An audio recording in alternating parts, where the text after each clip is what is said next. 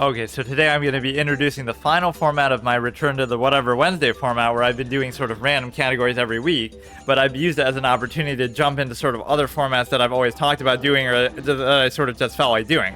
So this one is going to be where I go through games that I either beat or at least played as a kid, and I try to either do a first playthrough permadeath if I've never beaten them, because even though, you know, I've played them before, it still counts to say it's a first playthrough because you've never beaten the whole thing. So like Jet Force Gemini, another Rareware game, would count under that. But like for this is a game that obviously I've beaten before. I've considered it one of my favorite games of all time. You know, I played it, beaten it at least a couple times over the years, but I've never actually attempted even a permadeath run of it, so it gives me a good chance to do that. Like, and I'd have a ton of options to choose from. Mostly, probably they're going to be Nintendo games because that's like what I grew up with. Like anything I beat as a kid, or again, even didn't finish as a kid, could be an option where I go through and do a full permadeath run of that. Normally, I do like other formats with it too. This is kind of fun to see all the stuff that happens on this idle screen. I don't think I ever have seen all of it actually. And of course, we'll have to reload and see the song at the beginning because that's like very iconic and everything like that. Even if I'll probably get copyright strike and banned for it, even though it's part of the fucking game. Actually, maybe it's a bad idea to even do that. Maybe I won't do it, just out of fear for it. We can react to that. I'll react to that as like some separate video or something, because then it not only mutes the song, but it'll mute like stuff around the song. So like my lovely intro and stuff. Now you gotta satisfy your needs and do what you say, play with walls. Yeah, I don't even know what that game is. I just see it's like delisted, or it might be delisted soon, so I feel like I have to play it. But yeah, it'll be basically going through all games that I played as a kid and just doing permadeath runs of them if I haven't already done them. So again, this is a game that I've beaten at least a few times. Maybe not as many as you might think, considering how much I like it. Maybe only like 4 or 5 times, which is still a lot, but I mean still. Like I beat it originally when I was a kid, then I probably did it a couple times over the years. It's been a long time since I played it though, probably maybe 6 or 7 years. I don't even remember when the last time I played it is. And I've obviously 100%ed it too. So like there's some kind of a thing where you can go over 100%, like 101.6% or whatever, if you take a picture of all the fairies or something. Like it's some kind of weird thing like that where you can get even over 100%. But yeah, what is the let me sort of try to explain like why do I like this game so much, or why did I consider it my favorite game as a kid. And even now I would still consider it up there, but I guess I can't say it definitively. Like I can't single it out as like my single favorite game, but it would still be on the general list of, you know, kind of tied with everything else. Look at that guy trolling in the background. But it's like it had a certain fun factor where like it was just full on, you know, it's a ton of mini games, ton of little things. It just kind of throws logic out the window, and it's just completely balls to the wall sort of fun, and yet it's still mechanically good and everything like that. So it just kind of had a sense of style to it where it kind of knows what it's doing, and it's just going all out with that. And it's kind of sad that we haven't seen the series continue in that regard. Like, what did we get in a sequel form of this? Like some stupid thing where you had to get the drum expansion, which I never played that one. It was like something for the GameCube where you're like playing a drum and playing the game like that. It's not actually a proper platformer like this. So they gave up on this series. They gave up on the Banjo-Kazooie, Banjo-Tooie series. There's so many things, you know, Rareware kind of got rebranded and whatever. They kind of died out, and then now they made like Sea of Thieves, but it's not the same Rareware. But Rareware was always like one of my favorite companies. Like they made a great game in so many different genres, even though I haven't really beaten all of them. But like Jet Force Gemini is a great game, and third-person shooter, a GoldenEye and Perfect Dark, first-person shooters, Banjo-Kazooie, Banjo-Tooie, you know, platformers like this, like everything they did, even Killer Instinct, a fighting game. Like they were so diverse with what they could do, kind of like Blizzard in the modern day, where, you know, they can make an RTS game, then they can make an MMO, and they're all kind of iconic. They can make a card game, one of the best card games ever, Hearthstone. They can do Heroes of the Storm. Oh wait, that one just fucking sucks and everybody hates it. But still, generally until that, their track record was pretty good. So yeah, I love Rareware. There's other Rareware games I guess I could do. I've beaten Banjo-Tooie, but I've never done a permadeath run of that either. So I could do a permadeath run of that in the same format, or I could do Jet Force Gemini. I've never beaten. Perfect Dark I've never beaten. GoldenEye I've never beaten, so I could do a first playthrough permadeath of each of those. That's the whole beauty of it. Like even there, you know, I would play stuff and then just leave it hanging, leave it halfway. Jet Force Gemini, I'd always get stuck kind of in the middle. Like you have to go find some artifact or do something, and I could just never figure it out, so I just kept getting stuck. And of course I would never want to look it up, or at that point just consult like a strategy guide or whatever. I had like a whole collection of strategy guides too for games, but I would never use them. I just kind of like to collect them.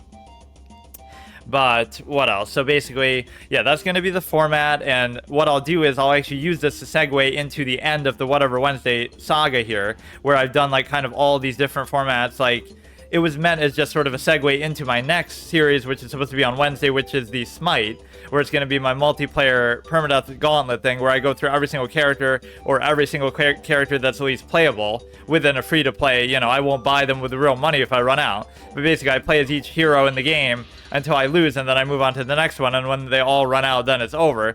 So this was meant as just sort of a placeholder in between Paladins, my last one, and Smite, the next one for that. But I thought I would do all these random character categories in between. I dare you to play Survivor. If I like the game, it's got no ads. What do you mean? Survivor. It's got no ads? Like, what do you mean no ads? But no, so yeah, we'll basically end off with this series, but I won't just do one episode of this like I often do lately and just, you know, oh, I'll continue at some point. I'll do this entire game, and whether I either beat the game, mean I succeed the permadeath run, or I die, then I'll use that as the first entry, and then I'll move on to Smite. So it'll be at the end of whatever the series is, however long it takes. I'll keep doing this on Wednesday until I either beat it or die. And so what else do we have here? We have, obviously, a lot of other games I could potentially do in this. I could make a whole list of them. Today, I just kind of want to do an intro session anyway, so I won't really do a whole bunch. And what else was I going to say? It's been a long time since I played this, obviously. I did consider one of my favorite, or probably my favorite game of all time as a kid, but again, you had a lot lesser selection, so there's a lot more to add into that now. What else? There was something else I wanted to say.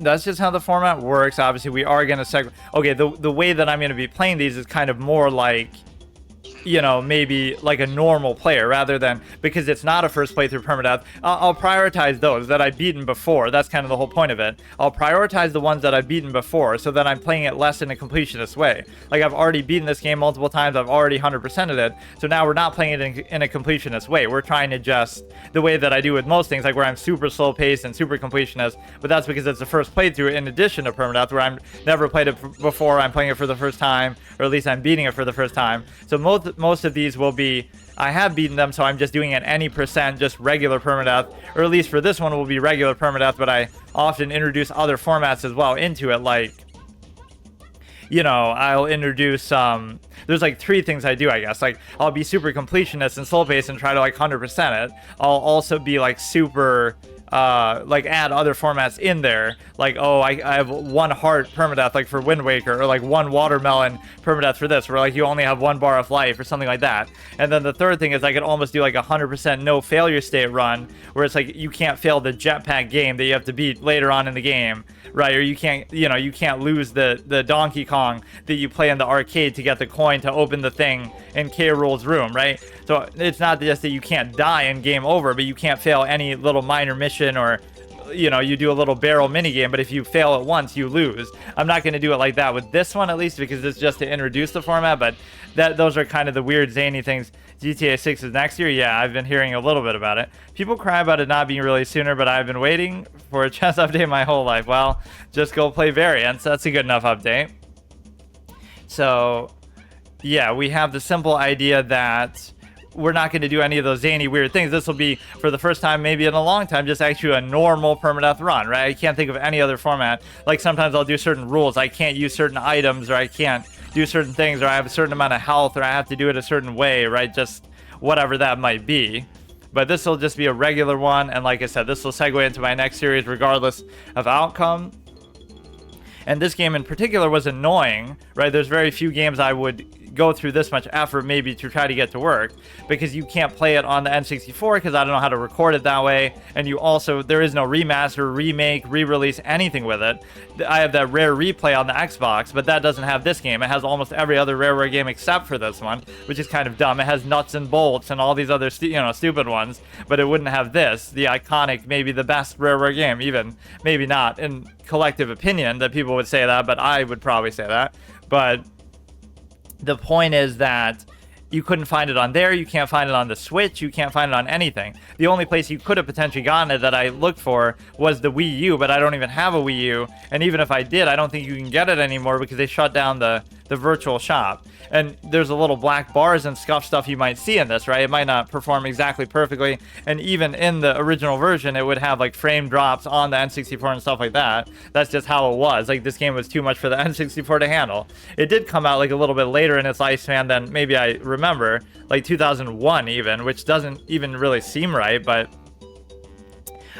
it's the fact that even on the virtual console version, you can look up a screenshot and it's like, oh, what about these black bars? But there's literally this white side bar that's even bigger than the black bars that I have, where it's like on the sides where it says virtual console, virtual console. So like, even on that version, there are black bars technically. So what's the point of that? Like, I would have gotten that just to try to do that, but I wouldn't have to buy a Wii U. I'd have to buy a Wii U with this already installed on there because Nintendo's a clown company and they took it off their eShop, or you can't use their eShop on there, I guess, anymore, like on the 3DS or the Wii U. And like, I was a Nintendo fan always growing up, so I had, you know, NES, SNES, whatever, and I had N64, GameCube, and then I got the Wii a little bit late, but I did eventually get it. But then I skipped the Wii U completely. I never even got it, because at that point I was obviously into, and even the reason why I got the Wii so late, because I was into more, you know, PC gaming at that point, WoW mainly, and stuff like that. But so I get the Wii late, then I don't get the Wii U at all, even as a fan of Nintendo. So that kind of shows you it's not me who changed, it's them who changed, where they couldn't keep up with the hardware at all. They always had trouble with that, but they fell so far behind that even somebody who's a diehard fan of them, you know, couldn't take it anymore. And then you end up with the Switch after all this time where, yes, I got it, but it's not like it's very impressive as it sits next to the other, you know, current modern consoles. Not even the modern ones, but like even the PS4. Is the Nintendo Switch as strong as the PS4? Like, I don't even think it's that much. It might be relatively comparable, and that's the whole cop-out that, oh, it's handheld. It's a, you know, it's like a successor to the 3DS, so you can't compare it to the, you know, the main home console like an Xbox Series S or whatever, but, or a PS5, but you don't have a placeholder to compare then. Okay, don't compare the Switch to that. Let's compare the main home console for Nintendo to that. But there is no home console. They gave up on that completely and just said, screw it, we'll just stick to the handheld because we can't compete with the hardware anymore. So yeah, we'll segue into the other permadeath thing after this, the multiplayer Gauntlet, and then what else? We've sort of used this Whatever Wednesday return to sort of not only just play random games like I started. Let's review what we've done in it, since this is the final phase of it.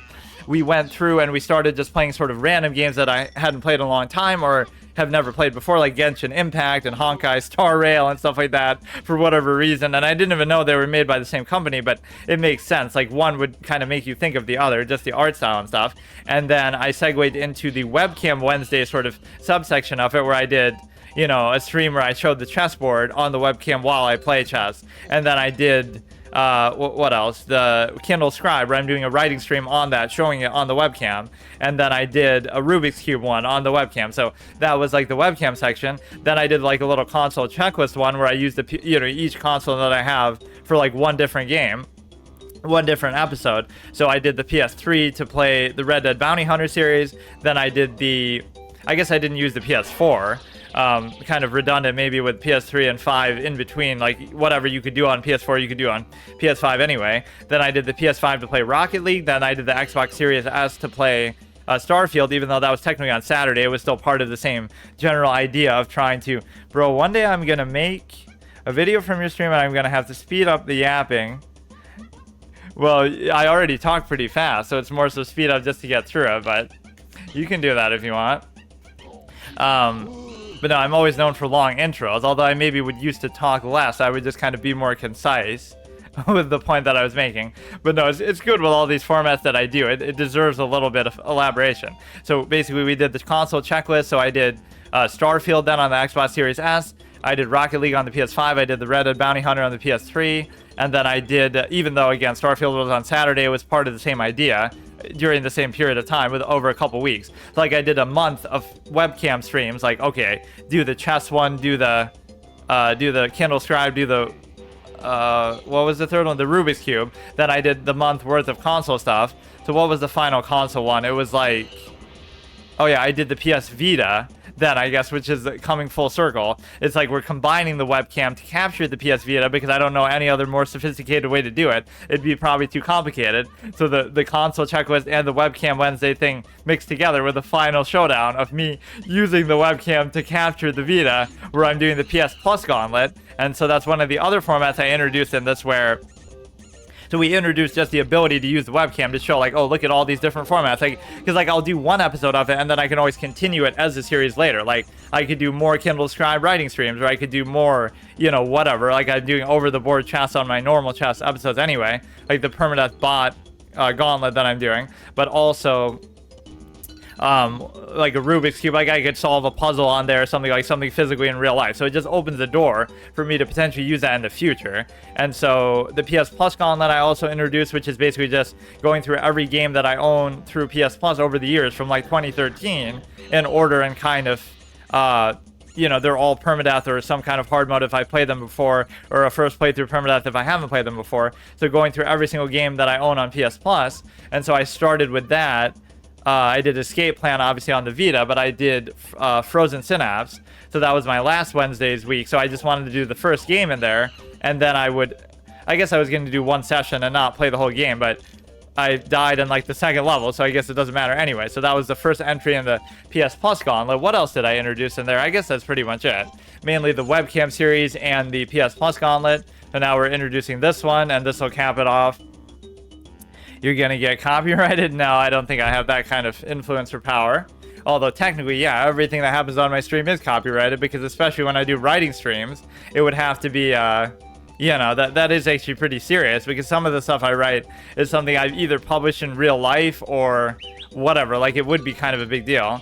Not that anybody gives a shit enough to really steal it anyway, but just in case, that could actually be a problem.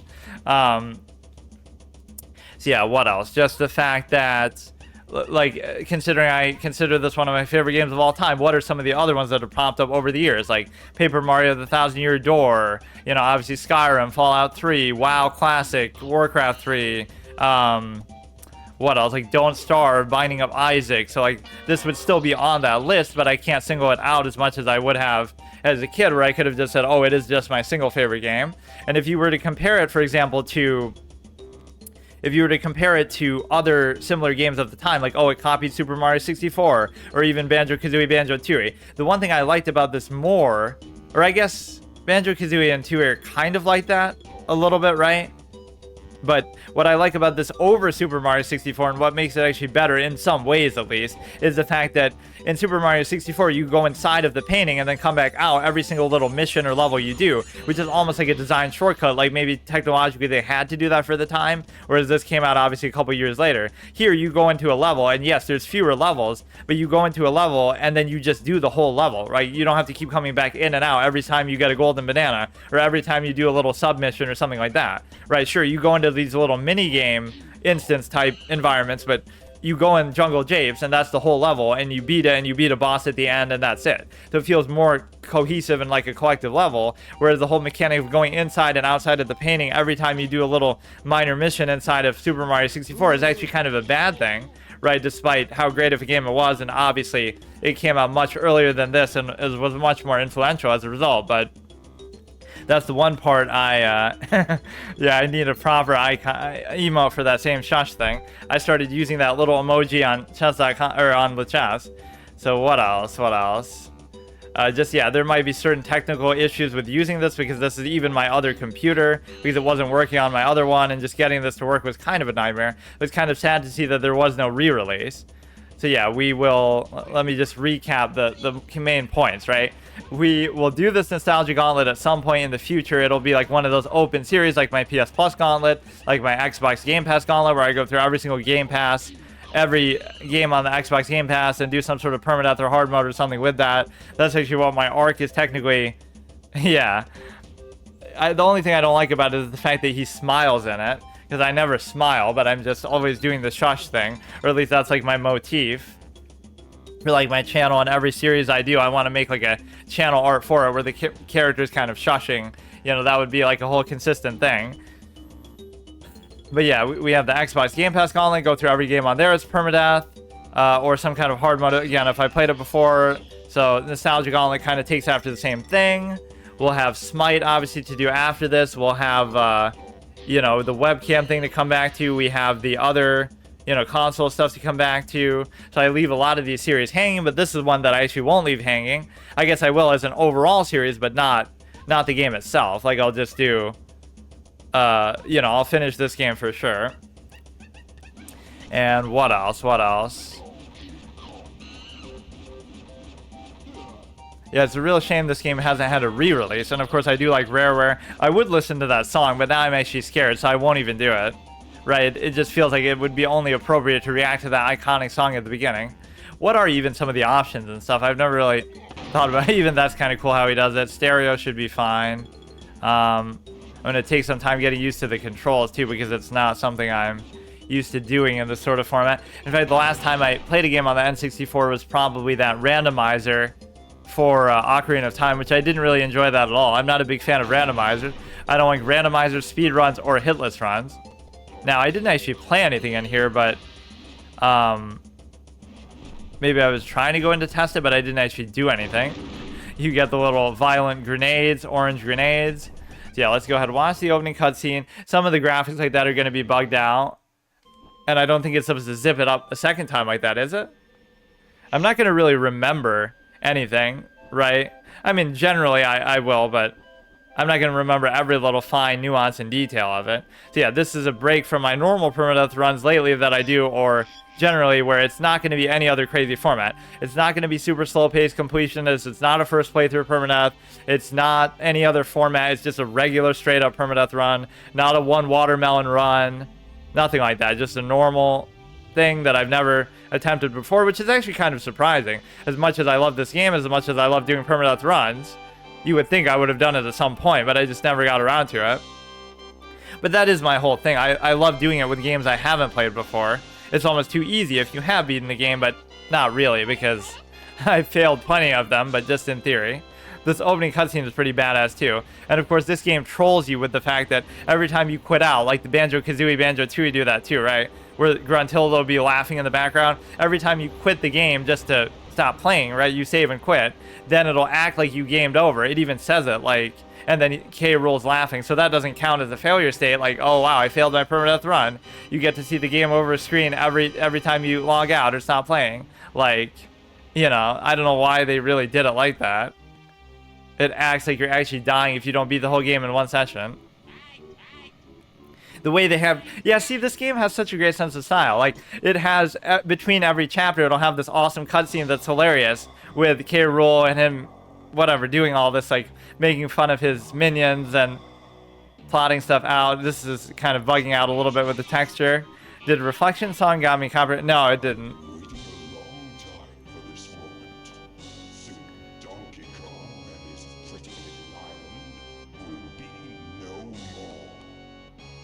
I can barely even hear him, actually. I don't remember it being that quiet. Hideout Helm has one of the most badass theme songs ever, too. Way too epic for a kid's game.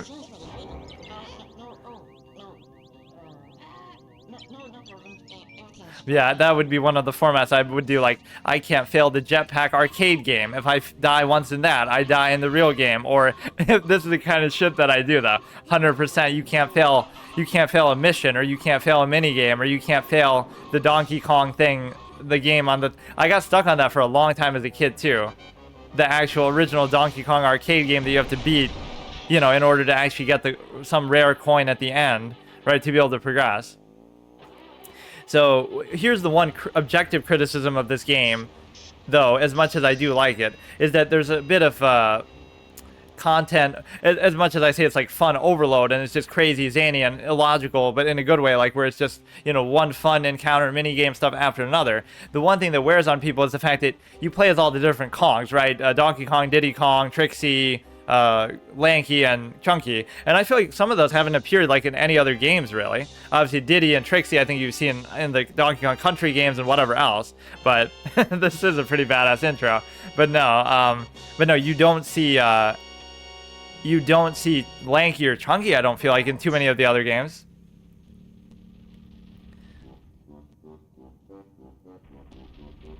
Voice acting is good, but it's just, there isn't it's too quiet somehow, even compared to the rest of the in-game audio. Everything in your power to keep Donkey Kong distracted.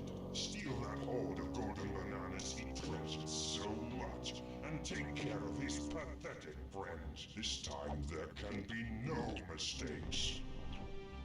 There can be no mistakes because So let's say we've already taken care of business. worse lip syncing than Dark Souls. You're right this time. No. While you'll be busy looking for your precious golden bananas, vegan friends, I'll be preparing my lizard-flavored surprise.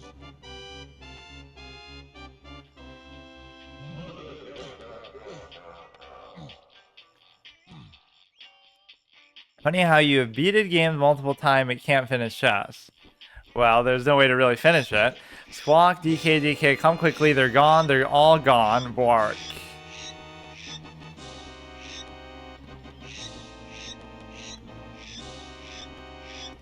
Yeah, but I was saying the one objective criticism of this game, despite how good it is, we could do a one watermelon. Dude, fuck, I gotta resist. I gotta just do a regular permadeath run again one of these days, but that just implies that I'm bad. I should easily be able to do that. But whatever, for this one series, I don't care. But normally, I'll still, even within the Nostalgia Gauntlet thing that we're doing, I will, you know, I forget what that character's name is. We can appreciate some of the, let me see, what is my look button here? There's a lot of details that maybe I missed, or references and things that I wouldn't have gotten, or whatever, that I never took time to appreciate, even though I said it's not going to be a super slow-paced completionist kind of thing that like how I normally do. But there might be some flavor I missed. But no, my point is that you play as all the 5 different Kongs, right? So you'll go through a level and you'll see like, oh, there's a red banana there, but I can't pick it up. I have to come back as Diddy Kong. So I'll go through this whole area, then I'll have to come back as the other Kong. Then, oh, there was a blue banana, so now I have to come back as Lanky Kong. So you have to keep going through the same area over and over just to collect collectibles that you've already seen and passed by, just because the game is designed that way, not even in a good way. Like, yes, there's certain mini games and things you can only do with certain ones, and it gives you a good excuse, like, oh, you unlock this part, kind of like Metroidvania style, like, oh, you have to come back with this Kong to unlock this thing, the same way that you would come back in like a Metroid game to, you know, you get a new upgrade, now you have to go back through every level and see where you can use it. So in that sense, it can be okay, but that would be the one criticism that you would hear probably about the game, like how even one of my other favorite games of all time, Paper Mario Thousand Year Door, as much as I love it, it has a lot of backtracking. Like every single level you have to backtrack all the way through it, like 3 times or something. Like they didn't make the levels big enough, so they keep making you go back and forth, and they even troll you with that, like in chapter 4, where that's the whole theme of the level. You go from the town to the creepy steeple, then back to the creepy steeple from the town, then you go again like 3 times. It just gives you a runaround over the same areas over and over. So yeah, with this game you have to do that where you just, but the thing is you don't really have to do it. Like I don't think that's meant to be really a black screen either, or maybe that's just in your house. Or again, some of the stuff is going to be bugged out, but whatever, it's fine. Yeah, there is no other better way to play it, like unless you're somehow just capturing the N64 itself, which is really hard to do. But again, there is no remaster, there is no re-release. I almost am a purist in that sense that I almost wouldn't want to do it, right? Like I prefer to play the original version or the same thing, but I don't know, just for convenience and recording purposes, that's the real greatness of just re-releasing games, is it makes them easier to stream, right? That's clearly the priority and the most important thing. It makes them easier to do in this modern day and age. Like I'm trying to think Red Dead, for example. If you don't want to do it on the PS3 or Xbox 360, you could have never done it unless you emulated or something. So now that it came out on the Switch, that might be the real treasure of it. You just get to, it makes it easier to record or stream or something. But yeah, just the fact that you have to go through the same areas over and over to collect the bananas and shit like that could be annoying. For the simple fact that you're able to, you know, it's kind of tedious. You've been through this part, you've already seen the collectible, so what's the point in just having to come back? Again, there's certain things where it feels satisfying, like certain mini games or certain parts of a level that, okay, you have to kind of work together, unlock this part with one, and then unlock the other part with somebody else. So that's kind of fun, but I'll even criticize it on that level, where again, that part can be tedious, but other than that, it's pretty great. And there are some strengths of that too. Like every Kong will have their own little role to play in the level, and everyone will have their own little mini games and stuff to do. But no, I've never beaten Banjo-Kazooie either, as much as I like Banjo-Tooie. So that would be one that I could definitely do a first playthrough permadeath in this context too.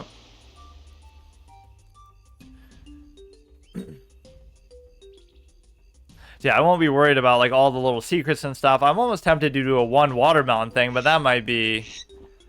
Your precious banana hoard and all the other Kongs vanished. I can't find them anywhere. DK, you'd better go and tell Cranky the bad news. Oh shit, I skipped some text at the end there. So there is fall damage, but it has to be a little higher than what you see there. Little camera movements here. Graphics still look pretty good, all things considered, although this is like some maybe upscaled resolution in some way. But even with that, you still suffer from the black bars. So how do you dive here, actually? I forget. Or is it something you have to actually learn? I can't remember.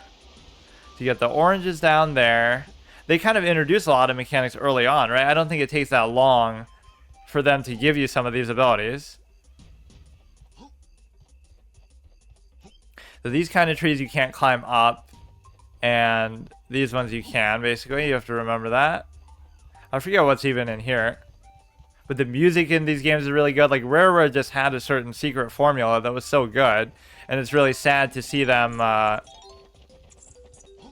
it's really sad to see them eventually dissolve and not really, you know, continue either some of the good work they were doing on some of these series or even just in general, like... You know, they're credited now with Sea of Thieves, but it's not really the same people, right? They kind of were broken up or bought out by Microsoft, and then they start doing nuts and bolts. That's how you know they're on the right track, right? Rather than Banjo 3, as they joked about even in the game, or, again, Donkey Kong 128, haha, the sequel to this. Whatever it might have been, right? They just didn't do anything, and they just got fucked over. So I forget, what is even stopping you if you just want to leave here? Obviously, you have to go to the professor to learn some abilities and stuff. Should I do a one watermelon thing? I mean, it shouldn't be that crazy of a... You just don't have this ability yet, I guess. I actually don't even know what button this is going to be because it wouldn't be unlocked. I wouldn't have anything to do with it, so I wouldn't know, right? Or I think it's just that, isn't it? The crouch is probably the same as the ground pound or whatever. They copied Mario with the ground pound. Yeah, like what have been the modern Donkey Kong games? Like, I don't even know. They've done a lot of those like country style, you know, 2D side scroll, not really 2D anymore, but side scroller type. So I don't even know what's happened to the series. Like with Sonic games, it seems like they just all have gone downhill. Well, if it isn't my lazy, good for nothing son, lost your golden bananas again. And where might your flea-bitten friends be? You don't know, do you? I'd have thought you would be able to smell the work of a reptile by now. Luckily for you, Old Cranky's batch of homemade potions will give you all the skills you need for your silly 3D quest, little breaking the fourth wall. But you're not having any until you've completed my training barrels. Now buzz off and come back when you've done them all. And if I fail one of these, the whole playthrough should be over. I mean, I should go in with that mindset, but it doesn't really matter. What did Cranky mean about training? Donkey Kong is confused. I don't remember much dialogue like that where you have it like from the characters themselves, right? That might be one of the only lines where one of your Kongs or Donkey Kong himself actually says anything, even if it's him just thinking to himself. So isn't there a bunch of vines here that you can jump on to get in there? Like maybe they're not here yet, but I don't know what causes them to appear. Like that's where your banana hoard even is. Like how the hell did the reptiles get up there?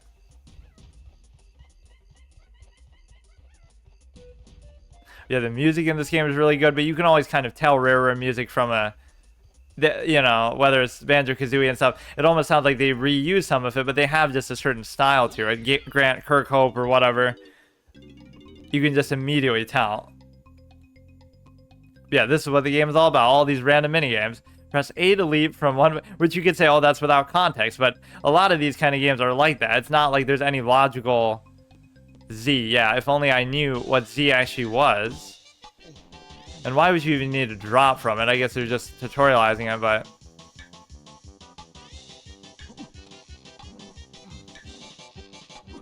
You just do it in like a straight line. You don't even have to like try to put any strategy into it. Yeah, but there is some kind of weird shit that you end up doing later where maybe you want to hold on it for a longer period of time. or some of the little mini games that you have to do in Hideout Helm are pretty hard. I sucked at the jetpack ones. Oh god, not a water one. Yeah, I don't even know how to... I feel like I was trying to do that, but maybe they're introducing the ability now? Like, what is Z? I don't know what Z is right now because... Get the coin at the bottom, Bork. I don't know.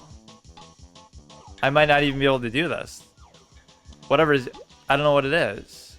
Even as I'm doing it, I don't know what it is. I'm just hitting random buttons. Whatever. Yeah, everybody hates water levels. At least in games where, you know, swimming is not a primary mechanic, which in most games it's not. You know, there'll be a game where the primary mechanic is to swim and you're always underwater, so it's fine, because it's just designed better, like Subnautica. And then, oh, I hate the land level in Subnautica, the land part of it, where you actually have to go above the ocean. Squawk, pick up the oranges and hold Z, and then press right control to, or whatever, right C stick to throw them. Okay. Yeah, quite a violent imagery for kids to do this. Let's throw them from on top of the tree just because it's cool. Go ahead, crouch down and figure out what button it's going to be. This is going to take some doing. Okay, there we go. Oh, you can only throw like 4 in a succession like that? It was like super delayed at the end there too. Yeah, I feel like most of what people would do with this, like I saw there's 50 people. It always shows you this on OBS. 50 viewers watching Donkey Kong 64 overall. It's like mostly I'm assuming people are doing speed runs of it. I don't know what else would be the draw in this day and age. Press B to pick up a barrel. Press B again to throw it. Pick up and throw 5. Okay, 5 barrels, Bark. Fuck.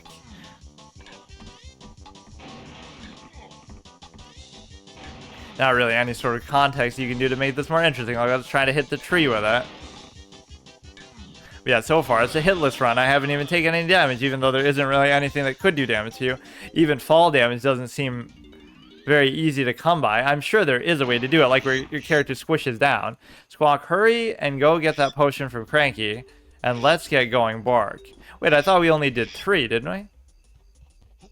Whatever, we're so good that we're doing it so fast I can't even keep up with that. Yeah, mainly this is running, thankfully, pretty smoothly. Although for some of these games will really surprise you, like Plants vs. Zombies. That's why I started using my other newer computer finally to start streaming. Because I was trying to hold off on that as long as possible, right? For whatever reason. But then I had to because for some reason PvZ hard mode wouldn't work on this one. And it has nothing to do with like it being... it has nothing to do with it like not being good enough to handle it. It's just somehow... It wouldn't capture right, it wouldn't open right, it would keep crashing, like there's something weird. So this is exactly that kind of example. Right, even through all the effort I went through, I still can't get rid of those black bars, but it's okay. You took your time, Donkey. Jungle Rust set in. Did it. The end always goes too fast. Simeon Slam, Buttus Spatium. Yeah, the game has a good sense of humor, and it has, I don't know, it has a certain sense of style that's almost hard to explain. You and your missing buddies will be able to slam the ground by pressing A to jump and then hit Z whilst in the air. It should get you out of this area. Oh, and one more thing. I've got a real treat for you, but only if you bring me 15 banana medals. I think they look like this.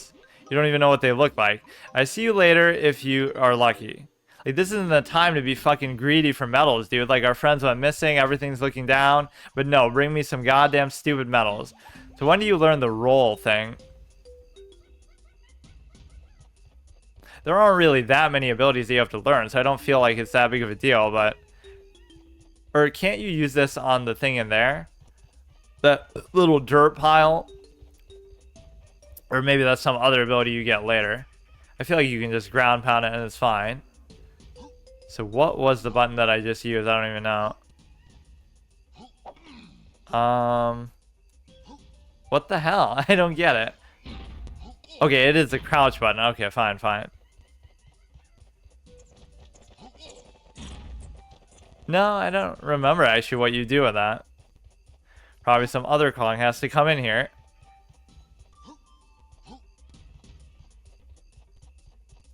Or like, yeah, like that roll I always like to do. Like you're crouching and running and doing all that. Not quite as much mobility as Super Mario 64.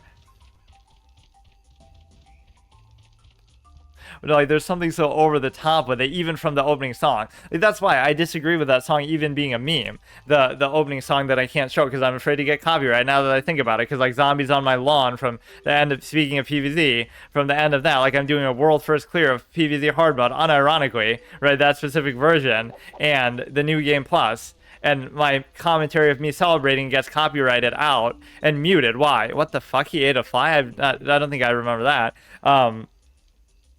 It's the fact that it gets muted because Zombies on My Lawn is playing in the background while I'm doing it, or even around it, and that's so dumb. So I don't want to take a chance.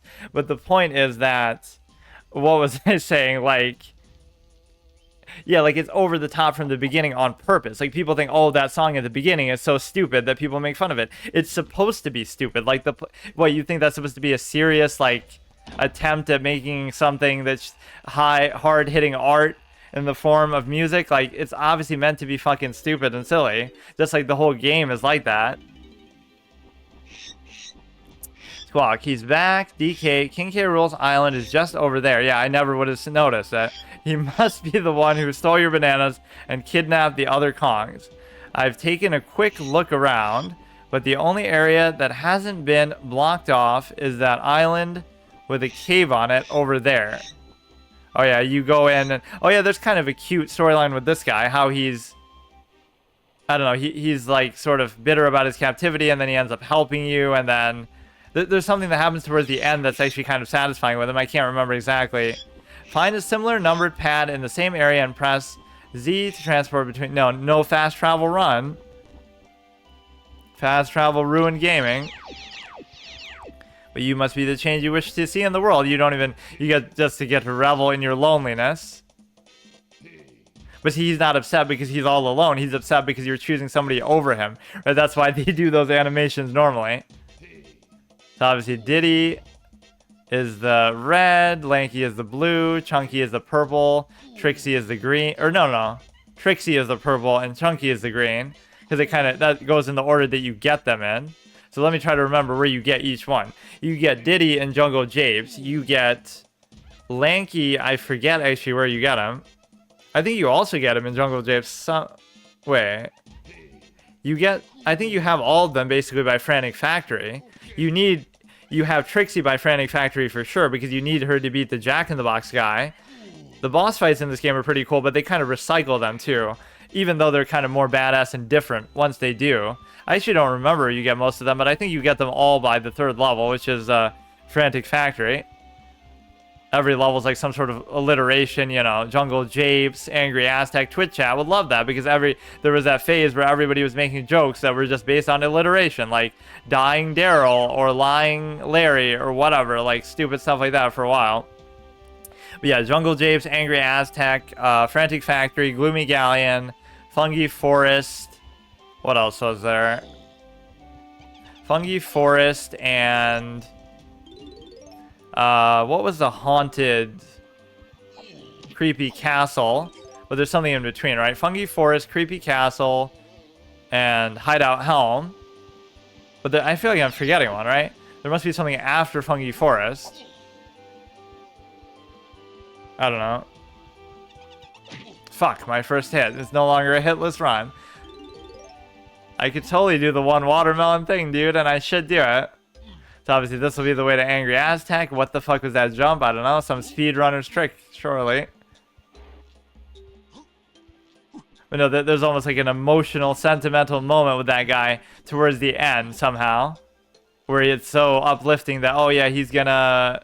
Whatever, he's helping you. Like, he keeps trying to resist somehow helping you. And then he does it almost by accident or something. And then he's so happy that he ends up breaking everything down or opening everything up, and he knocks the K. Rool ship down or something. And then you have this, as usual with the style of the game, you have this over the top. That must have been where it would have been fall damage, where you start to move like that. You know, you have this fucking crazy wild boxing match. So I just love how it embraces that over the top style. If you're going to do it, at least do it the right way, which this definitely does. right? Even Banjo-Tooie, Banjo-Kazooie aren't quite like that. They still feel like they take, I mean, there are some crazy things about it, but they still feel like they take themselves even more seriously. And you wouldn't even think of me as the type of person to appreciate that, because I tend to be a very serious person. Even as a kid, I was kind of like that, but if you do it the right way, it can be very good. Like, which ones could you theoretically reach right now? You, like, assuming they were open, like, that you could even get to. Probably most of them, right? Like, what would require some special ability to get to them? Like, Fungi Forest, you have to use some sort of other barrel to kind of shoot yourself up there. So that one you wouldn't be able to do no matter what. Why do I feel like you could just do this and that would do it? I don't know. I genuinely can't remember. No, you have to do the one where like, you hold down the attack button or something and then do the big AoE explosion thing, whatever it is. Yeah, let's just explore around the island a bit, but there's not really anything you can do here, aside from potentially get yourself killed. So you can't go in here. Obviously, this would be Angry Aztec, or I guess we are unlocking these at least for what they're worth. But no, I like the bigger scale levels in this type of game than what you would see, like, let's say, in Super Mario 64, where, again, the levels are both smaller and they're kind of annoying with how you have to keep going in and out of them every time you do something. Well, that looks like a job for Chunky, obviously. Yeah, I played the shit out of this game, and I tried to, obviously, 100% it without, like, any external help, which I can't say for sure whether I did that, but, I mean, what would the external help even have been at that point? I certainly wasn't looking at stuff online. I might have had some guide for it. Some of the stuff is really obscure and hard to figure out, right, to get the 101% aspect as well. With respect to, oh, shit. That's the second time I've done that, but I clearly know the water's there. So, yeah, there's not really much else you can do, or you can try to climb up to the top of the, like, what is that thing? Climb up to the top of the K. Rool's Island, as they call it. X marks the spot. I don't remember what you do with this. Surely that would not be enough. That's obviously a boulder Chunky has to pick up on the left there. This is the island where you have to take pictures of the fairies or whatever you come back with the ones that you did take pictures of. Teaching kids to be voyeuristic, and it's teaching them to throw grenades at people. Like, this game is too violent. Oh, this looks like one of those type of trees that you wouldn't be able to climb up normally. Yeah, like, why can't I just collect it? Why do I have to take a picture of it, right? Like, what is that mechanic? I don't remember really what you, or that looks like something that you would see in Banjo-Kazooie. Like, I can't remember what exactly I'm thinking of, but the way that looks is very similar to something there. This one almost looks like you can go in it, but that must be like a draw distance issue where there's like that little cage on it, but because that's all that guy does. You'll make him happy. He's like in a jail cell that's way too big to fit inside that building, by the way, that little island, right? But whatever, he keeps jumping around and he's happy, and then he ends up opening something in the world because he's just so big and strong, I guess. That's how you keep opening the next level. Music here is pretty nice. Or what they do is they have like these motif songs that they keep using over and over, but they have different versions of them, which isn't even necessarily a bad thing because, like, you know, every level has its own song, so that's good enough. But yeah, see, this is the whole Metroidvania element, if you can even call it that, where you just have to keep switching characters. Do this thing with Lanky, do this thing with Chunky, all over the place, which, again, it has its strengths and weaknesses, but I know that would be the one core criticism. But the one defense of it still, despite the fact... What? What happened there? We both tried to attack each other but failed. I don't know why mine didn't work. It's the defense could be, at least in part, the fact that you don't have to do every little thing. So yes, you might see, oh, there's some red bananas here, I gotta come back as Diddy, but you don't have to collect every single thing in the game unless you're a completionist like me. And this is the kind of game that really strives on that. Like, yeah, I want to have a lot of shit to collect, and I love that. Oh, I can't even go up at all, huh? I want to have a lot of stuff to collect, and so it's kind of giving me exactly what I want as the kind of player that I am, even if other people don't care about that or even potentially find it annoying. like the games that eventually broke the completionist in me, where I always tried to be a perfectionist and collect every little thing in every game I played. And I always had this rule as a kid that was like, I try to beat the game within 24 hours of playtime, like a day's worth of time. I don't know why. And I would normally do it, and like I almost failed that with Metroid Prime or something like that. But I would always have that as a rule, and I would always have some kind of other, don't eat another fly, dude, for me. But no, what was the other thing? Just, what would I do? I would try to beat them in 24 hours, and then I would try to obviously 100%. I wouldn't necessarily 100% them in that time. I would try to beat them within 24 hours, but also try to 100% them before I beat them, but then also just 100% them overall. But no, like games that broke the completionist sort of spirit in me were always, he does that role there that I can't seem to do. Actually, though, he's just showing off, rubbing it in my face. Boo hoo hoo. Oh, hi, my name is Kay Lumsey, and I've been locked in here because I wouldn't smash up some little island, which is probably my island. But how could I? Such a lovely little island full of cute monkeys, and I said no. K-Rule says I'm too soft to be a Kremling, and I'm to stay in here until I've toughened up. I'll do anything to be free again. Hey, little monkey, perhaps you could help poor old K-Lumsey escape.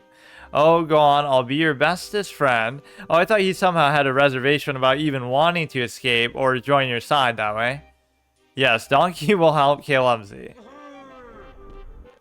That's his brilliant light bulb moment. Like, just spaz out a little bit longer and we'll beat the whole game right now. Like, that's all it takes.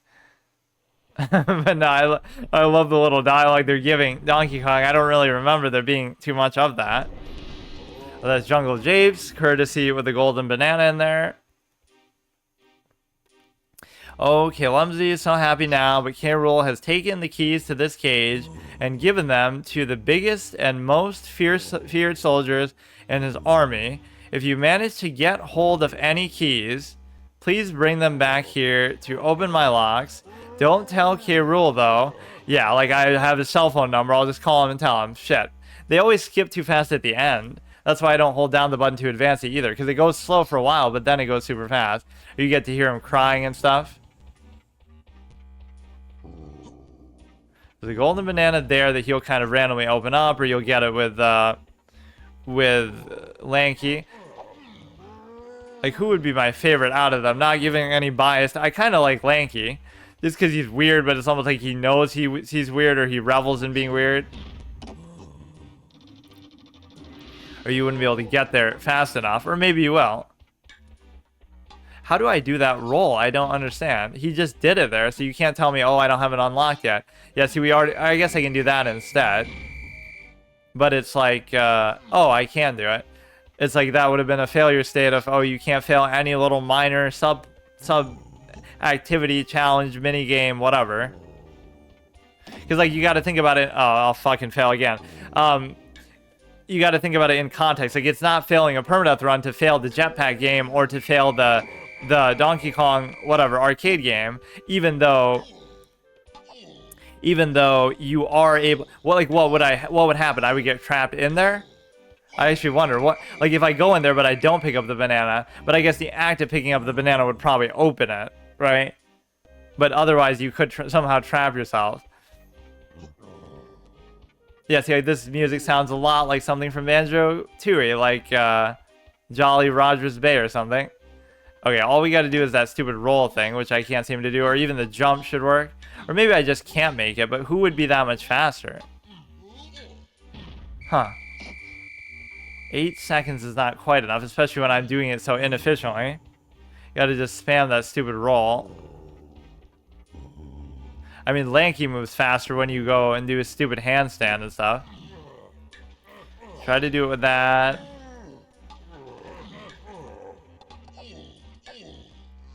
Damn it, you can almost make it. Where the hell is it? I'm going to assume you can't get it. It's not like it really matters right now anyway. Yeah, will it show like all the UI on here? I guess it just is a black screen for some reason, but that's okay. And saving doesn't really matter because you're not going to be able to quit out like in the middle of combat or something. Yeah, they repeat a couple bosses, like the Angry Aztec boss, the Dragonfly thing gets used again in Fungi Forest, and then they use the Armadillo guy, who's in Jungle Japes. They use him as the boss in the next, what is it? In the Crystal Cave. Oh yeah, that's the level I forgot, and I always listen to that song while playing chess. That's just one of my favorite songs ever, is the Crystal Cave song. So yeah, there's nothing else really to do here. I'll play it more like normal people play games, which is not as slow-paced and completionist for once, just because... Kill these stupid things. Oh, fuck, now I'm gonna get hit while you're talking through this shit. Over here, you dumb ape, I'm the mighty blocker, and don't think for 1 minute you're coming in here without showing me some of your stupid golden bananas. If I disobey that fat old Poke rule, it's the big sawmill in the sky for me. So pay up pronto and I can get my wooden whatever. At least I didn't get hit as he was distracting me there. So yeah, these will give you like a little piece of advice or something. Come on, I haven't got all day. Fuck. I'm missing too much text, but I'm not really trying to. Don't be afraid, young ones. It's only me, Wrinkly Kong. My body may have passed away since Donkey Kong Country 3, but I'm here in spirit to help you defeat those naughty crocodiles. I can use my supernatural powers to reveal to you and your friends where that rogue K. Rool has hidden some of your precious golden bananas. You can come and see me whenever you see my face. Don't be shy now, dearies. But you didn't reveal to me anything. It's just obviously introducing how the mechanic works. But see, that kind of advice is fine because it's like in-game advice, not like reading a strategy guide or something. Let's see how that fool... Oh, now they couldn't afford the... It's progressing, shall we? They couldn't afford the voice acting for these sections, so they just use text. But I do like these scenes. They cut in between at the beginning or end of every chapter. That's right, my scaly friend. The ape hasn't even gotten his first banana yet. Better villain than Ganondorf from Ocarina of Time, who you don't see for the whole game except at the beginning in your dream sequence. What? How did he do that? At least this keeps you involved with them throughout the course of the game. Very good, Donkey, but you'll need more than brute strength to stop me this time.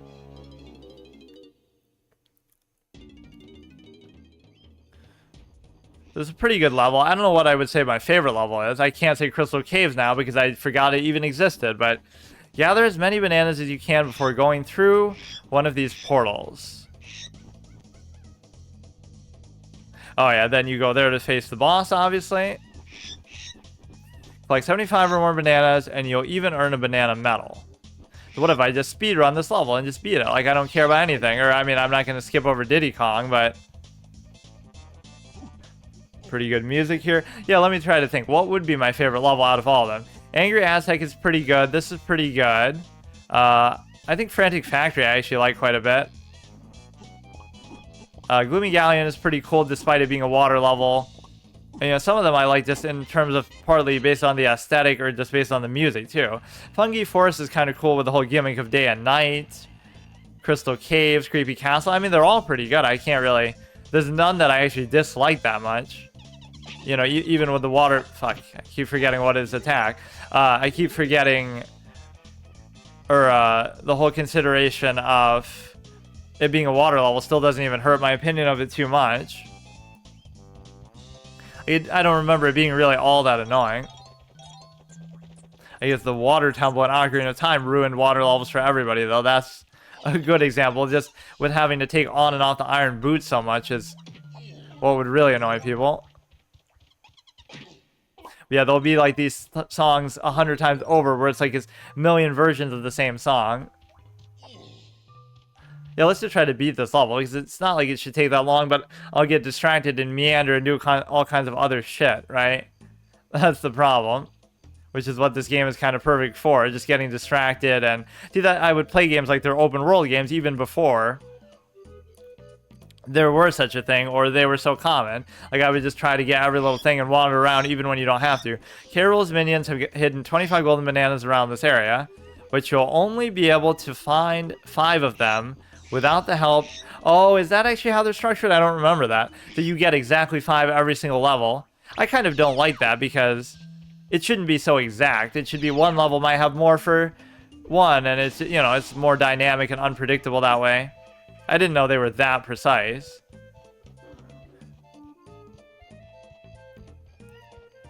Then you have that guy up there with all the blueprints and stuff. But I don't get that, because isn't that a mechanic you use throughout the whole game? So you have to keep coming back here to do it. You'll keep giving him the schematics and stuff. So you get all these little fast travel points, get all the bananas that you want. We don't have the little gun thing yet, right? Because we can't even pick up the ammo. Yeah, this game should have been T. It has way too much violent imagery in here already. So we go rescue Diddy first, I guess. Or we have to at least learn how to shoot our little gun. Or there'll be a whole bunch of mini games here. This is a prime example of somewhere where you could die, because you'll have this whole crazy K-Rules battle arena. Beat his goons to win a crown. Like, what if I fall off the side? Doesn't that count potentially as a death? I don't feel like it even would, but I shouldn't. Like, you'll fail the thing, but you won't die overall, will you? They could easily knock me off. Ooh, shit, I don't know. I don't want to find out. No, it doesn't game you over, though. It would oh, shit, I only have 3 watermelons left, though. Yeah, it's not a game over, but you know what I mean? Like, in some games, that would kill you. Like Dark Souls, fall damage is, I mean, you can abuse the little fucking iframes that we get here. Jesus Christ, what or I could actually use that to escape. Right, I could use that to escape in the sense that... What the fuck? There's like a bit of a delay when you... Okay, I better not do it until I... Like, can't you just heal by going back in the thing? In the little thing where you would switch the Kong? So I can just abuse that if I'm being such a clown. I'm relying too much on, you know, attacking while moving, which is bad in that context. Like, I'm not comfortable using the one where you're just standing still. With, you know, just like this. I can't even do it now either. I still can't do it. I'm trying to show the standstill. Yeah, like that. Right, somehow I don't feel right doing that one. Okay, we'll try it again. But yeah, I don't have to feel like I have to do every little thing just for the sake of time and whatever. Not that I'm trying to rush either, but... Well, no, you do this, but then you end up falling off the side or you end up getting hit like that, which is perfectly fine. I'm already going to be in, like, face-tanking mentality. You can just literally stand here and fucking slow slap them. But the main concern is falling off the goddamn side. But no, you can abuse the shit out of iframes. I really should almost do a one heart thing, one watermelon thing, just as punishment for being such a clown. This is getting off to a great start already, dude. Are you serious right now? That's at least a safety mechanism that you're not dying by doing that, but you almost should, and you deserve to for being such a clown. But yeah, look at that. I don't even have to do anything, and just the hitbox of that is so massive that you end up hitting one with each of them. Except to not get knocked off the side. I don't know why that's so hard to do. Yeah, that hitbox is way too forgiving, actually. It'll hit things in like an AoE, but it'll also do it over such a long period of time. So clearly you can see how skilled I'm going to be in this game. The time is about to run anyway. Like, okay, look, dude. I'm not used to the controls or the mechanics here, but this is why it's good to practice at the beginning. Holy shit, dude. They just keep clowning me out the side. They just stand in the goddamn middle and just beat on them like this. And how is the time even relevant? Because it's like, you know, what are you supposed to just survive? Because it's like, oh, kill them all, but then they're spawning, I guess, just when I kill the last one. But okay, I'm just doing it on purpose now. It's very easy to get carried away with those kicks and the whole mobility of it, I'm telling you. Okay, literally just stand here and slowly down smash is all you have to do. Walk up to their spawn point. It's very hard to do like a single swipe without it doing like a chain automatically. See, the spawns can't even keep up with the rate that I'm killing these at. Come on, that should be it. Like, what do you mean, dude? It wouldn't even be almost possible to kill those. Or yeah, you don't even have to kill them, then I guess you just have to survive. Well played. Really, dude? You're really gonna give me that? After like falling off 6 times? So clearly it is not 100% running that, but I am tempted to try to do the one watermelon one, right? Because it shouldn't be all that hard to do it. So what does this guy want in exchange for the, probably those coins? Hey, been a long time, donkey dude. K. Rool's return is a real bummer.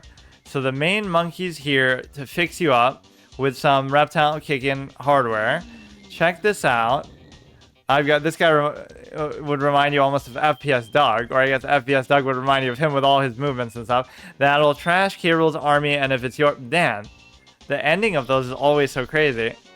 Coconut Shooter, he just gives it to you that easily. Or, I mean, you are still giving him the coins, but... Looking good, donkey. Let me give you the lowdown. To fetch out or to put away your shooter. Hold Z, then press left, then press B. Up to use your little first-person shooter mode. Yeah, they should have a mod for this that turns it into a first-person shooter overall. Zero doing... Or is there a way you could maybe do that? Like, you can roll while you're... Like the binoculars run in Dark Souls. So you go like... Okay, that's the other thing. Wait. Okay, there. Like, you go in first-person mode, but then you can still move around, right? There is, like, an FPS section like that in Banjo-Kazooie or whatever, right? Where you go in, like, you're in the Mayan temple or whatever, and you are holding... It's actually kind of weird. You're holding Kazooie like he's a gun and shooting eggs out of him. Very, very strange imagery. I guess you have to be there to see it. But... yeah, you do that, and you're kind of turning it into a little gimmicky first-person shooter mini-game. That happens actually probably a couple times throughout the game.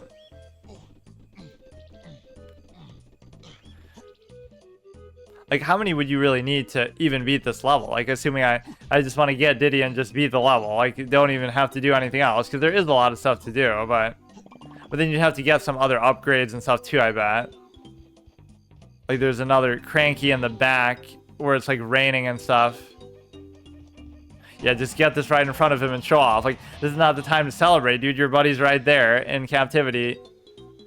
You might need Funky's help. Yeah.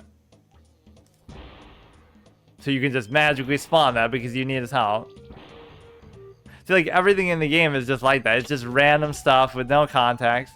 Hey, I'm not in here through choice, you know?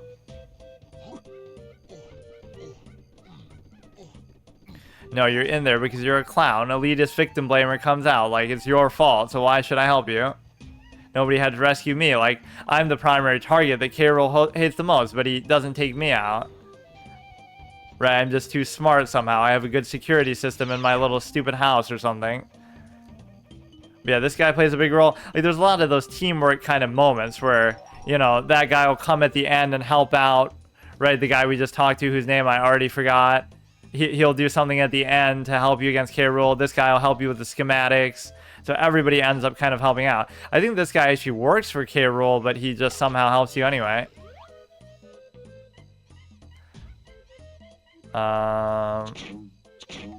Okay. My aim is as good as ever. That would be kind of a cool mod, though. Somehow turn it into a first-person shooter where you can be in that all the time. Greetings. Snide's the name. Revenge is my game. Did you know K. Rool's been working on his Blast-O-Matic machine, and he stole my thing? Intends to destroy your island. I was the chief technician on the project. A regular Oppenheimer, this guy. But that double-crossing lizard kicked me off his team because he didn't trust me. I'll try to help. Yeah, maybe it's justified because now you're betraying him, but I guess... But you'll need to find me some of my original blueprints. I believe they were given to some of the king's toughest cronies, so be careful. For every blueprint you get, return, I'll get you one of those golden bananas K. Rool stole from your hoard. How will you just get them on demand like that, though? No blueprint, no banana. You never know. They might just buy you some valuable time. That's the deal. This isn't a game. Those blueprints are vital to us both, so please go and find some.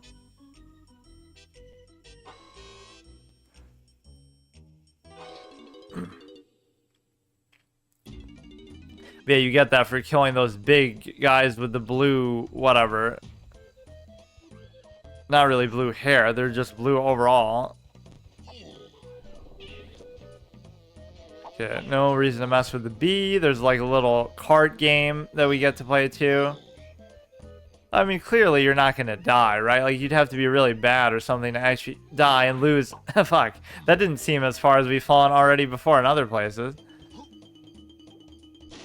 Like, it's not that hard of a game from that context. Maybe during a certain boss fight.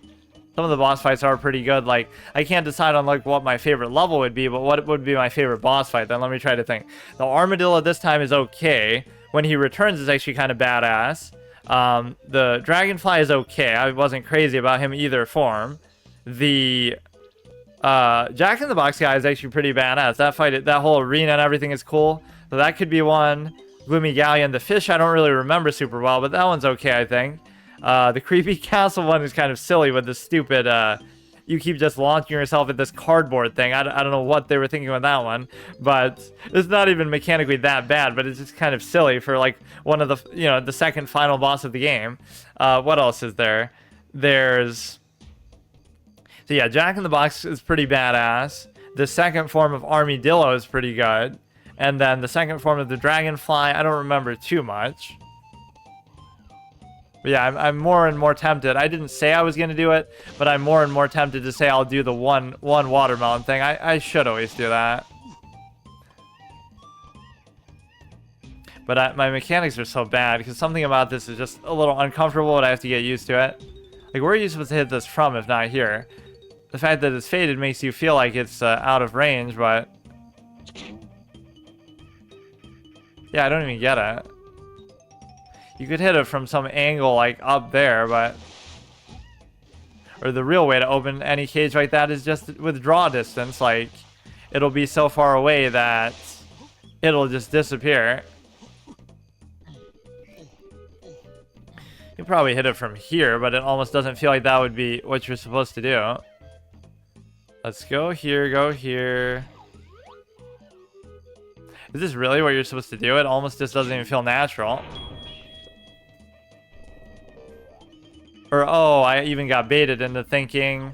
yeah, clearly I'm not going to remember anything, but I thought those would open each of those doors. But no, they just open his. They just happen to be above each of these doors. Or maybe it'll open them too. But, you know, like, each one opens each door that it's above would make the most amount of sense. Isn't there some kind of little mini game here that you can do? Like, there's a... oh, I think it's above this. This is where my memory is actually going to help me, though. Like, I completely forgot about that one, but if you climb up this and jump across... yeah, there's like a little barrel mini game, which again, this won't count necessarily as a failure... oh, shit. As a failure state. But see, part of the strategy of it would be, too, you should get as many golden bananas in this level as possible and not just beat it just to get through it, because then that'll save you the trouble of having to do it in later levels where you could potentially get killed or it might be harder. So you should almost do it, you know, early game heavy priority. Now, why can't you do that? You need to speak to... oh, God. Old Cranky before you can use this paddle. Show you where you can find him. Yeah, we know. It's through that stupid cage in the middle by the water. And he turns you into like a rhino or something too at some point. I don't even know.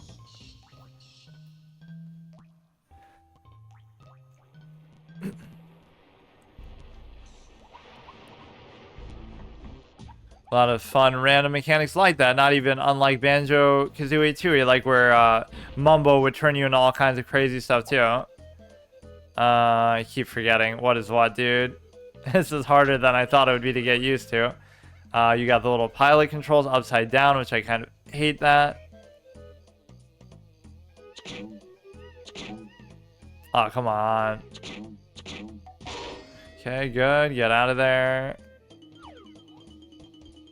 Put this thing away. I keep trying to press the wrong thing to move, too. Okay, so we hit that one, hit that one. There's one over here. So how do we do that roll again? I gotta get used to it. Like that. I just remember, like, spamming that for some reason all the time. I guess just to get around. Just ignore the stupid bee. It shouldn't really bother me.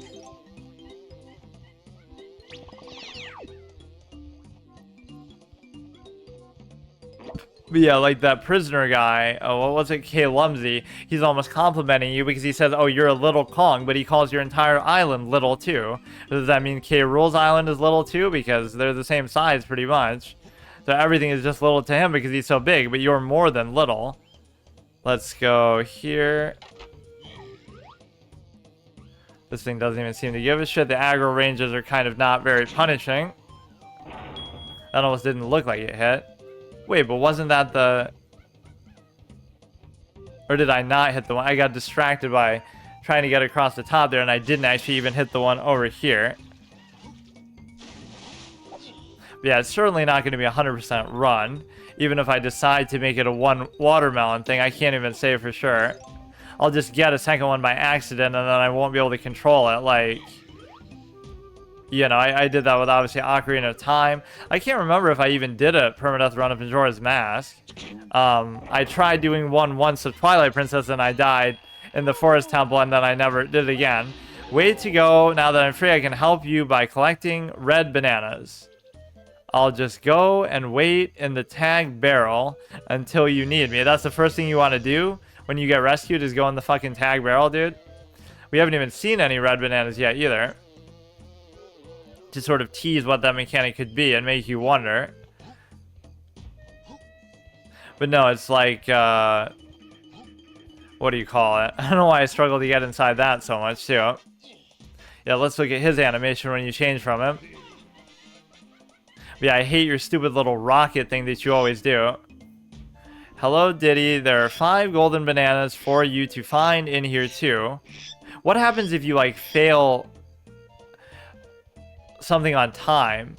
Like if you never game over, right? I just feel like you're in Hideout Helm and you fail something on time, it might actually fail the game for you, right? And so that would count as a failure state then if it's an actual game over. Like you have X number of minutes, and if you don't, your island will blow up, and it'll actually show you that cutscene, right? I forget how that would work, but it would make sense if that was the case. So do I have the gun on you as well, or do I have to learn it separately? I guess you have to learn it separately. There's probably not much you can even do on him yet, so I won't even bother. Let's go through... Wait. What would you even be able to do now? Because...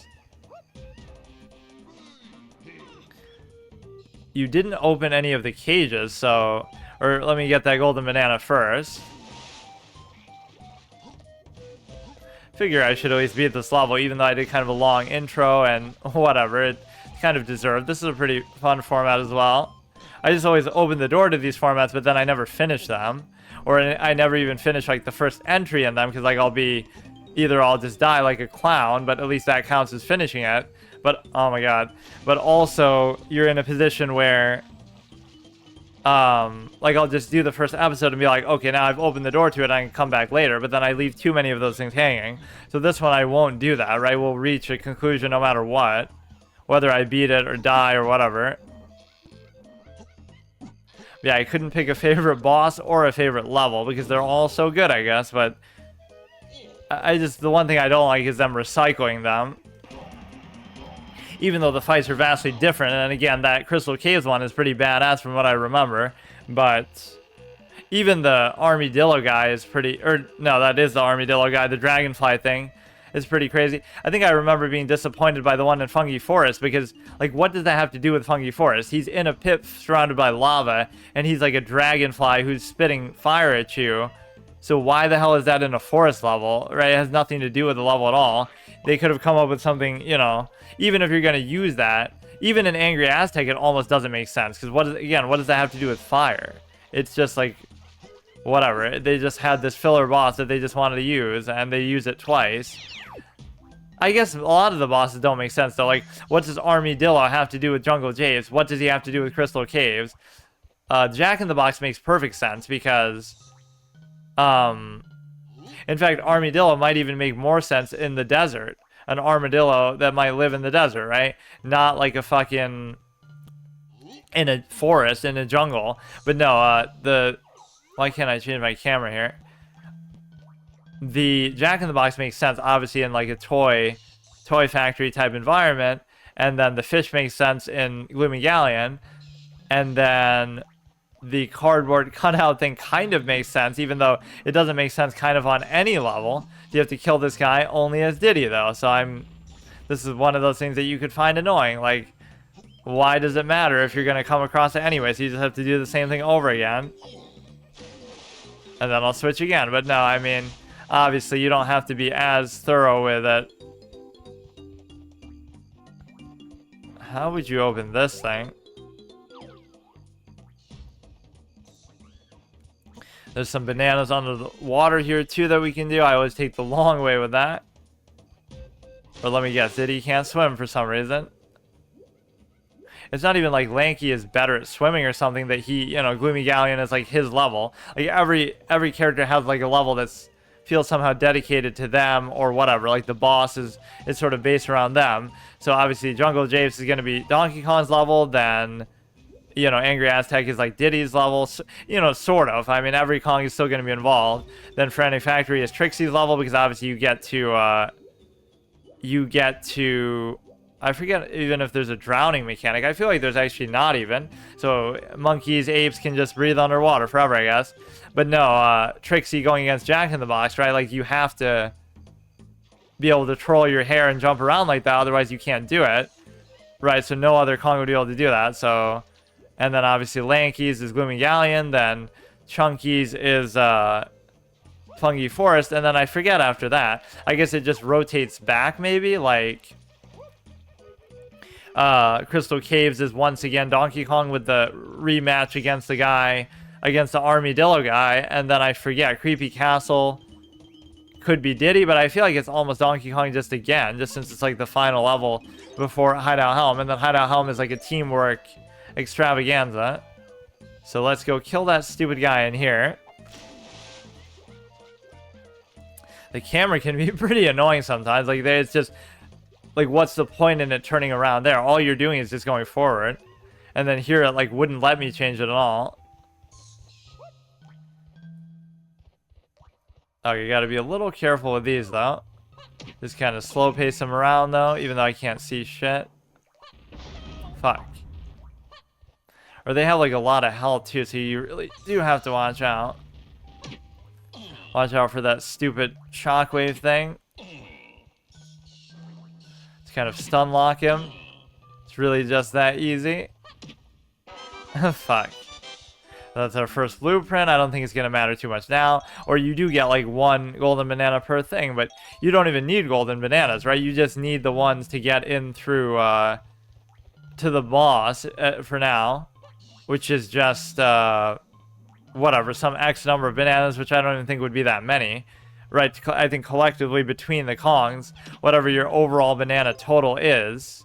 So now this is going to be either Donkey Kong or even somebody else. Blue is going to have to be Lanky. I feel like you can almost cheese this one. Like, you don't really need to be able to handstand to do it.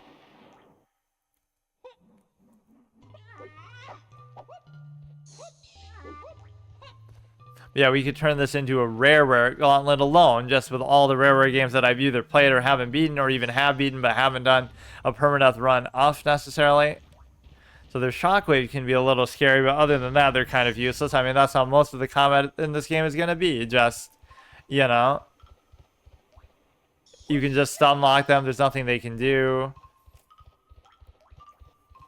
So we can both presumably learn something from Cranky over here.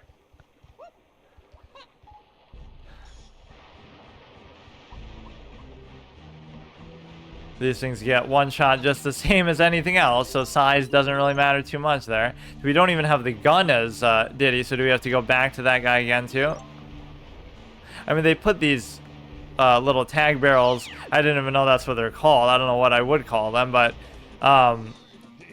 they put these frequently enough where it doesn't matter, because you can... You know, as annoying as it is constantly switch, you'll always find one of them, so it's not that big of a deal, but... I've perfected another of my potions, Donkey, and it's yours. Don't call me a donkey.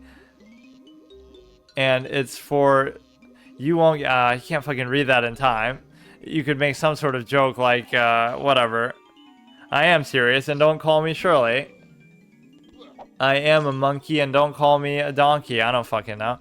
You can now play the barrel blast card. Okay, that's the one up there. See, now we'll have to switch to Diddy and then come back in, and then we'll learn some other ability here too. Not letting you have another potion yet. Yeah, he's trying to wean us off of our addiction already. So let's shoot this stupid thing. But see, I'm not going to collect like every single banana in the whole level. And in fact, it frankly doesn't matter because what else are we using these ones for? And they're always specific in the level themselves, right? So yeah, really, once I get enough to face the boss here, why do I even care? Come on. It's like, I think it would be around 100 probably for this one, since it's only the first level and it just doesn't matter. So this one we would get to...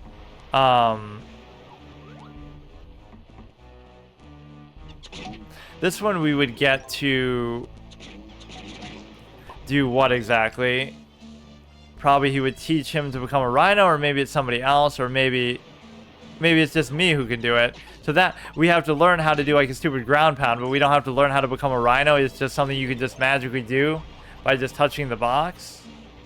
Because he taught me how to play those stupid barrel levels. He didn't teach me how to do this. You just roam around here like a clown and break all the stupid huts and stuff. The first one I'll go for is Cranky's for being such a dick all the time. How about that? Yeah, I don't really remember this just being so... like you don't have to do anything to unlock it. To return to being DK, press and hold Z, and then press and hold left, and then press and hold Z, and then... Wait, what? Oh, it was saying that as two separate things. To return, just do this, and then this, and then this. Do like some kind of crazy contra code. These are all going to be things you can't really even do at all. Or just, if you're like me, just button mash everything, because I don't know what it was. I thought it was just something on the C buttons. Yeah, there we go. So that's something for Lanky. And then that thing closes again, make you waste all your ammo. This is for Donkey Kong. I don't know what it's actually going to do.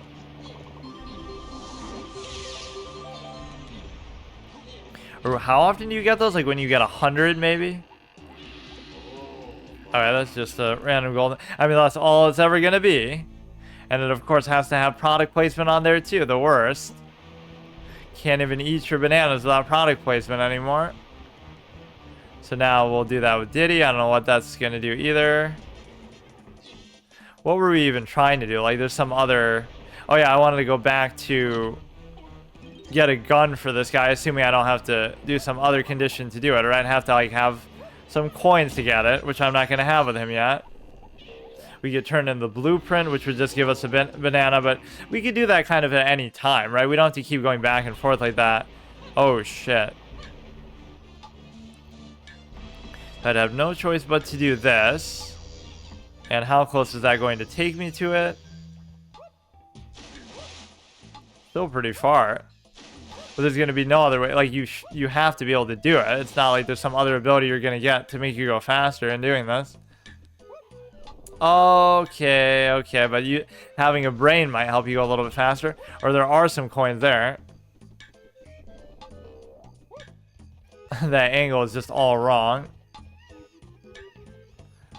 Yeah, like, what if I wait till the time is out? Then you'll actually close in there and be, you know, and be locked out. So he eats the banana right in there instead of taking it with him. Then the thing will never open. But that must be how the mechanic works. Like, check this out. I've got this real, like, as soon as you pick it up, it'll open the cage. That'll trash K-Rool's army, and it's yours for just 3 coins. War profiteering. This guy's a scumbag. Looking good. Did he let me give you the lowdown? Okay, we know that. But at least in RP that makes sense because he hasn't heard the explanation to DK. Zero doing right now. Diddy dude. Afraid I got to go work on my something. Yeah, I love his expressions and whole histrionics all the time. You can go get a full refund on those coins just by going under here. But yeah, the wrong way to look at it is like even the way that I play stuff is like, oh, you got to be a completionist and you got to collect every little thing. Like, I'll be the first person ever to die of drowning in this game when it doesn't even seem like you can. I don't remember that ever being a thing. But The point being that, you know, just because it has so much stuff to collect doesn't mean you always have to worry about it. I like how that cage closes up after it too. Or what, I can't get it as him? That doesn't even make sense. Why should that matter who I get it as? The hell? It's not letting me ninja loot DK's golden banana just because he's the one who that's even tedious. And in fact, that's weird because you wouldn't even know. What? You wouldn't even know if he has to pick it up that he's the one who unlocked it. Like, what if you forget and you have all 5 Kongs? Then you would have to go through each one and try to guess. That almost just seems more like a bug. I feel like this area I wouldn't even have to go into either. Like, I could, or let me play this game first. A little mini game, which again, some of these start to repeat too much later on, but they do keep getting harder and more interesting. But you know, I could certainly see how that could be a complaint too. So kind of recycling and using the same mini games and mechanics and bosses over and over could be a legitimate criticism, as well as the simple fact that you're able to not consider what was the other thing? Just how the collectibles can be a little tedious between all the Kongs. Let's try to do this in one try, but I'm clearly not up to the challenge of, you know, doing that as a run. I mean, that's the kind of thing you would have to, like, practice more. Like, you know, I haven't played this game in a super long time. Just because I'm a fan of it doesn't mean I know it like the back of my hand or something.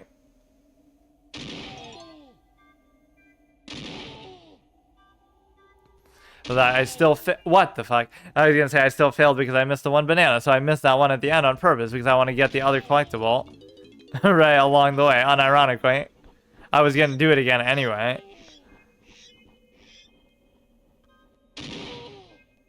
But no, I'm making this look a lot harder than it really is at the beginning here, and at least now I don't have to get distracted by the collectibles. Or that could be a hard mode with this. You have to get it on the first pass every time. Let me actually try to do that. The next time I have to try to get it, like, not when it comes back, but the first time, like right there. That would actually make it pretty hard. And it would be, oh my god, I keep doing it on purpose, because of course we're doing it again anyway. You have to get it in, like, rapid fire form. So this is like a hard mode mini game where we'd be able to basically just, you know... No, I already fucked up. I'm gonna die to something stupid like this where it'll actually do 1/4 of your health every time you fail and I won't notice it or something stupid. So you have to get it on the first pass. Pretend. Wait, that... I feel like I couldn't even do it there. At least for the first one, it might not even let you. Input lag moment. But I think once you shoot in the first... Maybe it's always like that, but let's see. I'll try to just spam it right out of the gate. Okay, you can do it. This is at least a different sort of format that we're introducing, but it doesn't mean that you lose the game because of it. Okay, you do that one. Oh, fuck! It's hard to do that like rapid fire. It's almost like you would just do it right away and it would work every time, but it's not guaranteed that it really would. Okay, you gotta hit it as soon as you go through. You can't let it come back. You can't let it come back around. I swear at the beginning it doesn't even let you do it sometimes, but I'm just obviously being too slow, or I'm hitting it almost too early before it activates, like, I don't know, maybe a second after it looks like it does. Oh my god. This is actually kind of hard. I think I should just be able to do the boss though. Like, I'll just do the boss and then I can always do the rest of this shit later. This will be like my unlock... I swear I hit it. This will be like my unlock condition for the boss that we should already just be able to do. But yeah, this will go on for at least a few weeks, probably a few months, considering... I mean, if I do like one level every time, but even that I won't be able to guarantee, especially if I'm clowning around doing stuff like this. Okay, come on. We'll do this, we'll beat the boss. That'll be a satisfactory introductory episode. I don't have to go even probably anywhere else in the level. I swear to God I'm hitting it. I swear. But it worked the one time where I could shoot it like right away. That's so weird. It's always the first one that's like that. I don't know, man. I could shoot right away instantly as soon as I got in the barrel, but I couldn't, you know...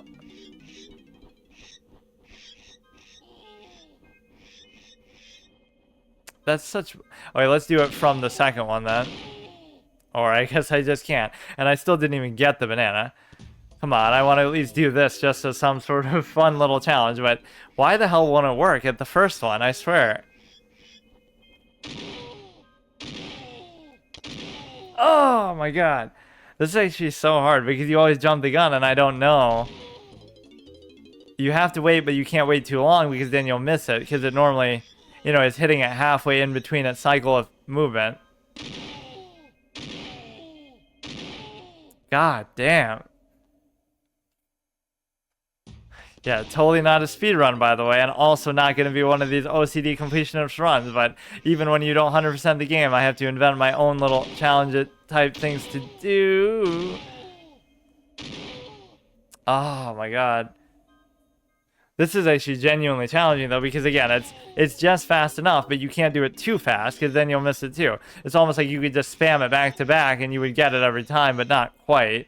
Because you'd have to wait. I don't care about the first one. The first one's dumb. It just doesn't work.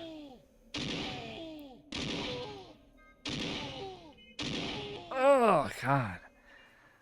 Come on, we can totally do it. We can totally do it. Try to get the first one as well, though. That's why I purposely failed, because I was going to get it that time. No, it just doesn't work. That first one does not work. Sometimes. Or actually, that did work. Oh shit, that one was good. See, you get in a rhythm. That seemed pretty much perfect, except for the first one, which again doesn't even count because it's dumb. Let's just see if we can't just do the boss, because I don't think the standard would be very high, or maybe it doesn't even let you jump over to the boss. Yeah, you have to like climb up and like, how do you even get there? You'd have to go like up, and then there might be vines to jump across, or maybe not. Like, there might be something you have to do in the level to unlock that first, but I don't see why, really. Normally they wouldn't do that. It would just be like you would have to get a certain amount of bananas or something to get there. So in that sense, the levels are kind of open-ended. Like, you can beat them at any time. Just, you know, everything else is just a bonus collectible that could be useful later for some unlock condition, but... Come on, don't make me do that. I should just be able to jump across. Yeah, you can't. We have to do it from this one. So yeah, I would surely have enough bananas, even though we're missing out on a lot of stuff, most of which can be done with the Kongs that we already have, I think. There's an area on the other side that you go into like a little hole with Trixie, but other than that, right, there's a little minecart game we could do. But just to give a little sense of finality to this very sloppy first episode, let's just do this, and then I can always do that stuff later if I really feel the need. Yeah, only 60. Howdy, Donkey. We can help you progress through your quest, but there's just one problem. I want to reach the key above my head. Just get a ladder to open this door for you, but I haven't. I've eaten far too much. I reckon that if you can feed my buddy Scoff over there, he might be able to overcome my slight weight problem. So if you've got any tasty bananas, go stand on our pad and let's see what we can do. And just as silly as this mechanic is, they do the same thing with the guy in the prison, right? Where every single time it's the same thing. Just jump up and down like a clown and you'll be fine, but...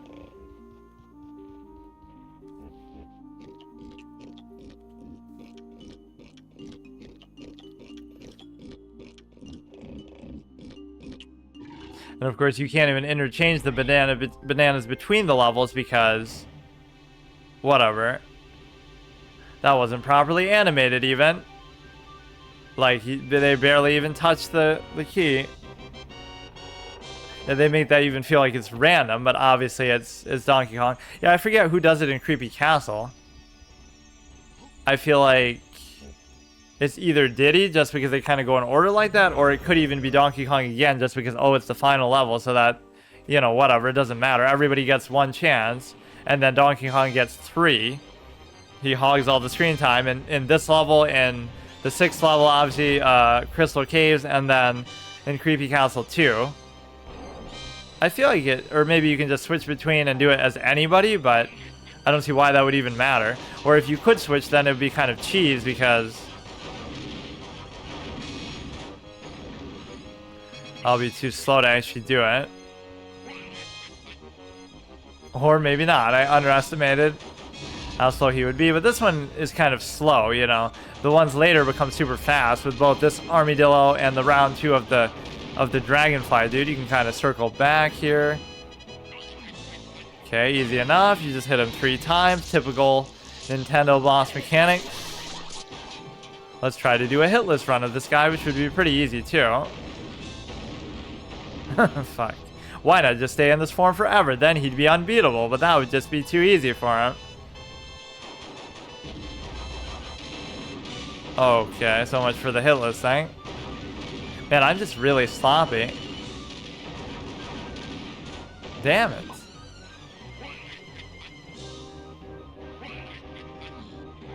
Fucking making this game look way harder than what it is, but whatever, dude.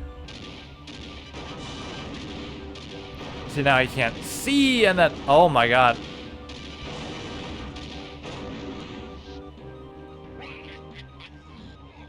I'm gonna blow myself up with that one somehow because he's gonna be too close. Okay, just calm down. He's not gonna hit me with this. The camera is definitely tough to get used to at times. Jesus Christ. The camera and the controls, neither of which really constitute an excuse, but let me not even try to circle back as aggressively now.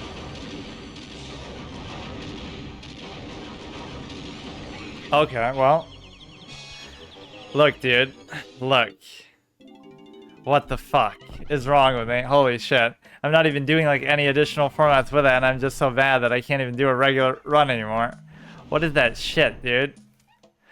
And why was he shooting so many at the end there, too? It's like I'm circling around the whole fucking map for him. Whatever. The point is, well, I guess we're doing Smite next week then, probably, because whatever. The run is over. That is really fucking pathetic, though. I'll blame partly the controls because whatever, but okay, see you tomorrow.